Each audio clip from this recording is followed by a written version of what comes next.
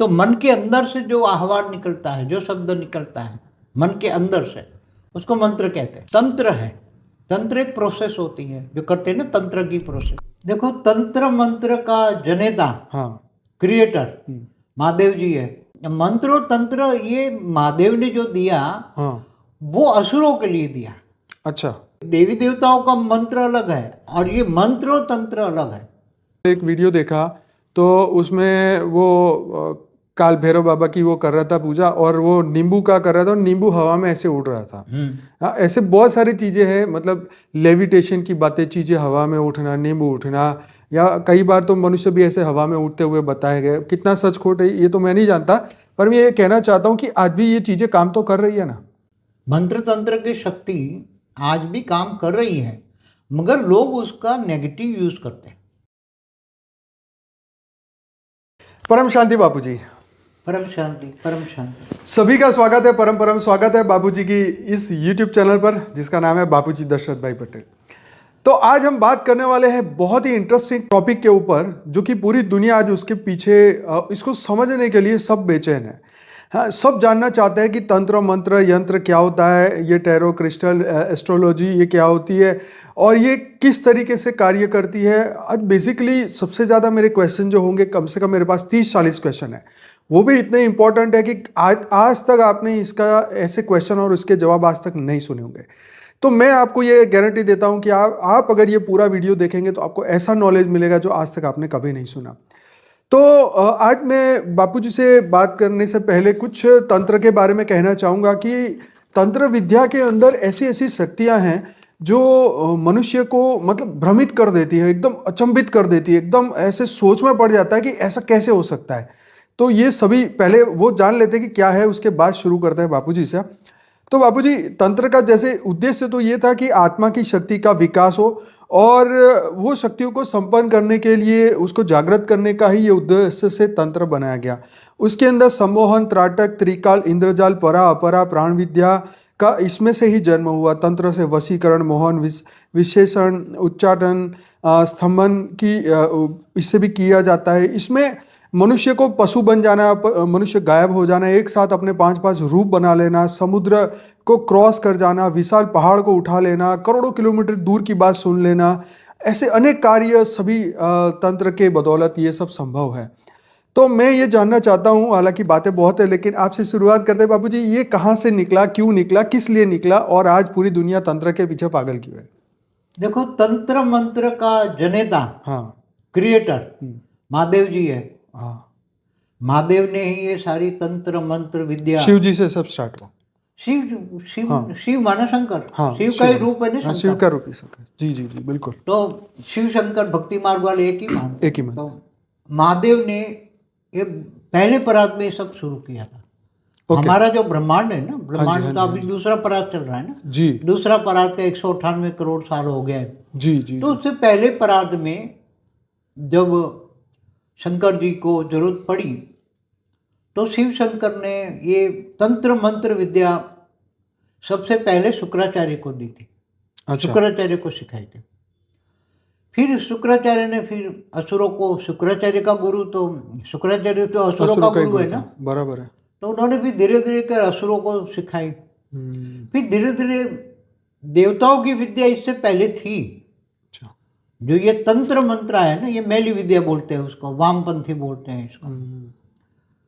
महाकाली की उपासना, सब ये जो बातें हैं ना, ये सब वामपंथ बोला जाता है। इससे पहले देवताओं की उपासना करने के लिए मंत्र था, देवताओं के लिए तो मंत्र था ही, देवताओं का मंत्र अलग था। अच्छा, उनके लिए मंत्र था, इनके लिए तंत्र था। इंद्र ये मंत्र तंत्र, ये मंत्र और तंत्र ये महादेव ने जो दिया, हाँ, वो असुरों के लिए दिया। अच्छा, हाँ, ओके।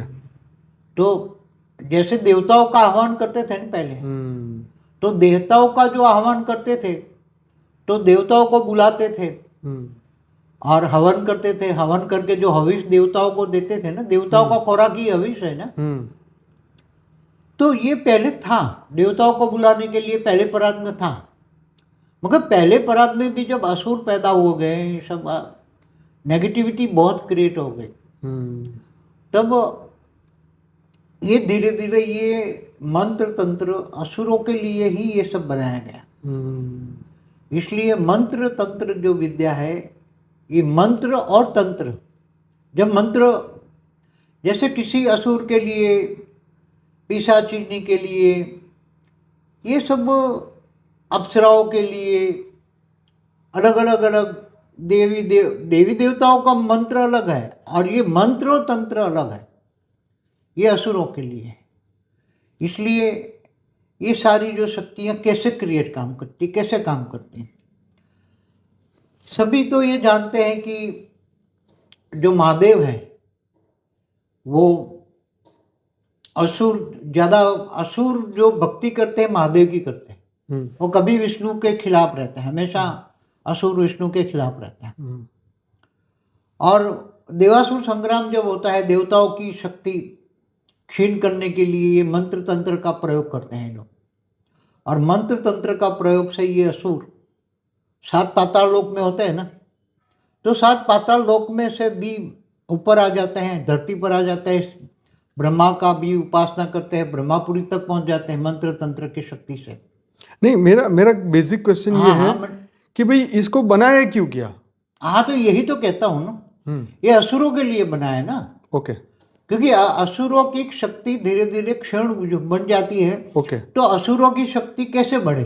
अच्छा, इसलिए असुरों का आह्वान करने की ये जो मंत्र तंत्र है, आसुर विद्या है। और ये आसुर विद्या जैसे देवताओं की तो पहले था ना, मैंने बोला ना, देवताओं के लिए तो पहले मंत्र थे ना, देवताओं के लिए तो श्लोक थे, वो अलग था। नहीं, पर जब आत्मा में पावर थी तो फिर ये चीजों की जरूरत ही क्या थी? मगर देखो, 14 लोक में देवता ऊपर रहते हैं, हाँ ठीक है, 7 पाताल लोक में असुर रहते हैं। तो असुरों को देहभान ज्यादा होता है। तो देहभान वाली चीजों के लिए ये मंत्र तंत्र है, देहभान वाली चीजों के लिए मंत्र तंत्र है। तो ये देहभान वाली चीजें क्या है? आसुर विद्या, भूत प्रेत पिशाच, ये सब आसुर विद्या वाले हैं ना। तो इनकी शक्तियों को जागरूक करने के लिए ये मंत्र तंत्र का प्रयोग महादेव जी ने शुक्राचार्य को ये सारा सिखाया, पहले परात में सिखाया, ब्रह्मांड के पहले परात में। ठीक है, आगे? क्योंकि असुर डाउन हो रहे थे ना, असुरों की शक्ति थी नहीं, और असुरों का भगवान तो महादेव है। अब महादेव ने, असुर बार बार आ जाते थे, शुक्राचार्य भी आ जाते थे, बार बार असुर हार जाते थे देवताओं के आगे। देवासुर संग्राम होता था ना, हमेशा देवता और असुरों का संग्राम होता ही रहता है, देवासुर संग्राम। तो असुर हार जाते थे, फिर असुरों के लिए, असुरों के कल्याण के लिए ये मंत्र तंत्र जप। मगर एक्चुअली फिर ये धीरे धीरे मनुष्यों ने ऐसा कर दिया है ना। ये जैसे राजा बलि था, तो राजा बलि को इंद्र बनना था, इसलिए उसने 100 यज्ञ, वो सात्विक सतोप्रधान रूप से ये 100 यज्ञ करता था।